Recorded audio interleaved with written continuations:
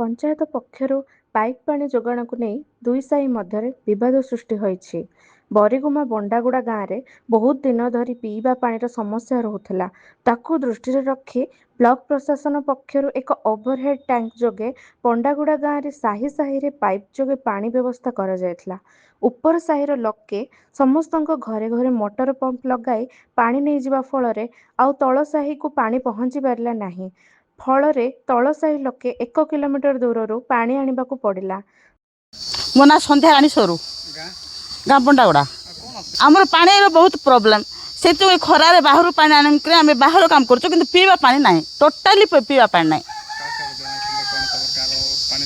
ହଁ, ଆମର ପାଣି ପ୍ରୋବ୍ଲେମ୍ ପାଇଁ ଆମେ କଲେକ୍ଟରକୁ ଲେଖିଦେଇଥିଲୁ, ତାପରେ ବ୍ଲକକୁ ଯାଇଥିଲୁ, ସରପଞ୍ଚ ପାଖକୁ ଯାଇଥିଲୁ। କେହି ତ ଆମମାନଙ୍କର ମାନେ ପ୍ରୋବ୍ଲେମ୍ ବୁଝୁନାହାନ୍ତି। ଆମ ହାତରେ କିଛି ନାହିଁ କହୁଛନ୍ତି, ହେଲେ ସେମାନେ ବଡ଼ ବଡ଼ ହେଇଛନ୍ତି, ତାଙ୍କ ହାତରେ କିଛି ନାହିଁ, କାହିଁକି ବଡ଼ ଲୋକ ହେଇଛନ୍ତି। ସମ୍ପର୍କରେ ବରିଗୁମା ବିଡିଓ, ସରପଞ୍ଚ ଏବଂ ଜିଲ୍ଲାପାଳକୁ ଏହି ସମ୍ପର୍କରେ ଅବଗତ କରାଇଥିଲେ, କିଛି ପଦକ୍ଷେପ ଗ୍ରହଣ କରିନଥିଲେ। ଶେଷରେ ତଳ ସାହି ଲୋକେ ଓଭରହେଡ୍ ଟ୍ୟାଙ୍କର ମୋଟରକୁ ବାହାର କରି ନେଇଗଲେ। ଯେପର୍ଯ୍ୟନ୍ତ ପ୍ରଶାସନ ପାଣି ସମସ୍ୟା ଦୂର ନ କରେ ସେ ପର୍ଯ୍ୟନ୍ତ ମୋଟର ଲଗାଇ ଦେବୁ ନାହିଁ ବୋଲି କହିଛନ୍ତି। ସେପଟେ ଉପର ସାହିର ମହିଳାମାନେ ପାଣି ନ ପାଇ ଗରା ମାଠିଆ ଧରି ରାସ୍ତା ଅବରୋଧ କରି ଅପବାଦ ଜଣାଇଛନ୍ତି। ତୁରନ୍ତ ପ୍ରଶାସନ ପୁନଃ ମୋଟର ଲଗାଇ ପାଣି ସମସ୍ୟା ଦୂର କରୁ ଏବଂ ମୋଟର କେହି ଚୋରି କରି ନେଇଛନ୍ତି ବୋଲି ଥାନାରେ ଏତଲା ଦେଲେ ବୋଲି କହିଛନ୍ତି। ନମସ୍କାର, ମୁଁ ବିଜୟପୁର ପଞ୍ଚାୟତରୁ ବଣ୍ଡାଗୁଡ଼ା ଗ୍ରାମରୁ ଶୁଭସ୍ମିତା କହୁଛି। ଆଉ ଗାଁରେ ପାଣିର ଅସୁବିଧା ହେଉଥିଲା, ସେଥିଲାଗି ମାନେ ସରକାର ବସୁଧା ପାଣି ମାନେ ଫ୍ୟାସିଲିଟି କଲେ। ଆଉ ସେଇଟା ବର୍ଷେ 2 ବର୍ଷ ଆସିଲା, ତାପରେ ଅସୁବିଧା ହେଲା, ମାନେ ଗୋଟେ ଓଳି ଆସିଲେ ଆଉ ଗୋଟେ ଓଳି ଆସିଲାନି।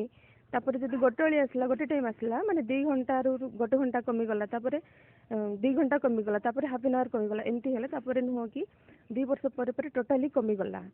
ତାପରେ ହଁ, କେଉଁ ଜମିରୁ କେଉଁ ରୋଡ଼ରୁ ସେ ପାର ଯାଇକି ମନ୍ଦିର ଆଡ଼ରୁ ଆଣିଲେ ପାଣି ଗୁଡ଼ାକ। ଆଉ ସେଠି ନୁହଁ କି ଛୋଟ ଛୁଆ ବି ଥାଉଛନ୍ତି, ତାପରେ ଓଲ୍ଡ ଏଜ୍ ବାଲେ ଥାଉଛନ୍ତି, ତାପରେ ପେସେଣ୍ଟ ଥାଉଛନ୍ତି, କିଏ ଡ୍ୟୁଟି ଲୋକ, ଷ୍ଟଡି ଲୋକ ଥାଉଛନ୍ତି। ଆଉ ଯିବା ଲାଗି ମାନେ ହାଫ୍ ଆନ୍ ଆୱାର ଲାଗୁଛି। ତାପରେ ଏବେ ତ ଖରା ମାସ, 40 ଡିଗ୍ରୀ, ମାନେ ଖରାରେ ନୁହଁ କି ହଇରାଣିକି ଆଣୁଛନ୍ତି। କେତେବେଳେ କିଏ କେଉଁଠି ସେନ୍ସଲେସ୍ ପଡ଼ିଗଲେ କିଛି ମାନେ ତାର ଠିକ୍ ଠିକଣା ନାହିଁ। ତାପରେ ହେଲେ ବି କିଛି ମାନେ କୁହା ହେଇନଥିଲା, କାହିଁକିନା 2 ଦିନ ପରେ ବି ଛାଡ଼ୁଥିଲେ, ସେଟା ଷ୍ଟକ୍ କରି ରଖୁଥିଲେ। ତାପରେ ଏଠି ସେଠୁ ପାଣି ଯାଇକି ବି ଆଣୁଥିଲେ, ବାହାରୁ ପାଣି ଗାଧିକି କୁଣ୍ଡିଆଣି ଫୁଣ୍ଡିଆଣି ବି ହେଇଥାଉଛି। ହଁ, ବହୁତ ଦିନର ସମସ୍ୟାଟା।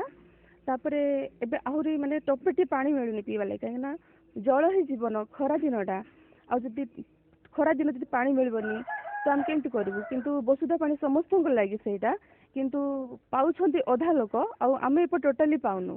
ଆଉ ଯେଉଁ ପାଣି ମାନେ ପିଇବା ଲାଗି ଘରେ ୟୁଜ୍ ଲାଗି ସେଇଟା କରାହେଇଛି, ଲୋକେ ସେଇ ପାଣିକୁ ନୁହଁକି ତନ୍ତୀ ସାହି ଆଡ଼େ 2-3ଟା ମୋଟର ଲଗେଇକି ମାନେ ମଦ ପାଇଁ, ଘର ବାନ୍ଧିବା ଲାଗି, ଜମି ଚାଷ ଲାଗି, ଇଟା ବିଜନେସ୍ ଲାଗି ସେମାନେ ୟୁଜ୍ କରୁଛନ୍ତି, କିନ୍ତୁ ଆମେ ଟୋଟାଲି ପାଉନ। ତ ସେଥିଲାଗି ନୁହଁ କି ଆମେ ଫାଷ୍ଟରେ ନୁହଁ କି ସରପଞ୍ଚ ମ୍ୟାଡ଼ାମ ପାଖେ ଗଲୁ। ତ ସେ କହିଲେ ମୋ ଦେଇ କିଛି ହେବନି, ଆଉ ମାନେ ମୁଁ କିଛି କରିପାରିବିନି, ଫଣ୍ଡ ନାହିଁ, ମୁଁ କିଛି କରିପାରିବିନି, ତୁମେ ଯେଉଁଠି ମଧ୍ୟ ଯାଅ, ଆଉ ମୁଁ କିଛି କରିପାରିବିନି ସେ କହିଲେ। ତ ତାପରେ ଆମେ ନୁହଁ କି ବିଡ଼ିଓ ସାର୍ଙ୍କୁ ଯାଇକି ମାନେ ଆମେ ଏଇ ରିଜନ୍ଟା ଜଣାଇଛୁ। ଆଉ 16 ତାରିଖ ଦିନ କଲେକ୍ଟର ସାର୍ ଆସିଥିଲେ, ତାଙ୍କୁ ବି ଜଣାଇଛୁ, ମାନେ ଜଲ୍ଦି କେମିତି ଏଇଟା ଗୋଟେ ସମାଧାନ କରିବେ। ଆଉ ବ୍ଲକ ଚେୟାରମ୍ୟାନ୍ ମ୍ୟାଡ଼ାମଙ୍କୁ ମଧ୍ୟ କୁହାଯାଇଛି। ତ ଆମେ ସେମାନଙ୍କୁ ଆମ ରିଜନ୍ଟା ଜଣାଇଛୁ, ଆଉ ଜଲ୍ଦି କେମିତି ମାନେ ଏଇଟା ଯଦି ସଲ୍ୟୁସନ୍ କରିଦେବେ ତାହେଲେ ଆମେ ଟିକେ ମାନେ ଭଲ ହୁଅନ୍ତା।